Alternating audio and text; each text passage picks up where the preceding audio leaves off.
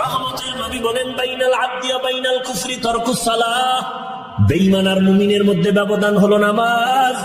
বেঈমানেরা নামাজ পড়ে না, মুমিনেরা নামাজ ছাড়ে না রে বাবা। ও আমার যুবক, তুমি স্কুলে পড়ো বাধা নাই, কলেজে পড়ো, চাকরি করো, ডাক্তার হও, ইঞ্জিনিয়ার হও, প্রফেসর হও, 3 জায়গায় বেয়াদবি করবা না। করলেই মরার আগে তুমি পঙ্গু। 1 নম্বরে মা বাবার সাথে বেয়াদবি করবা না। 2 শিক্ষকের সাথে বেয়াদবি করবা না। 3 উলামায়ে কেরামের সাথে বেয়াদবি করবা না। মা বাবার বরদোয়া যদি কপালে তোমার লাগে, মরার আগে পঙ্গু হয়ে যাবা। শিক্ষকের মনে কষ্ট দিয়ে যদি বরদোয়া নাও, লেখাপড়ার জীবন ধ্বংস। উলামায়ে কেরামের অন্তরে কষ্ট দিয়ে যদি বরদোয়া নাও, তোমার চরিত্র নষ্ট হয়ে যাবে। তার জীবনে ভালো সম্মানের জায়গা খুঁজে পাইবা না। অতএব এখনো সময় আছে, তওবা করে নাও। তোমার মতো যুবক যদি জেনারেল লাইনে থাকিয়া নামাজ পড়ে দাড়িওয়ালা হয়, যাও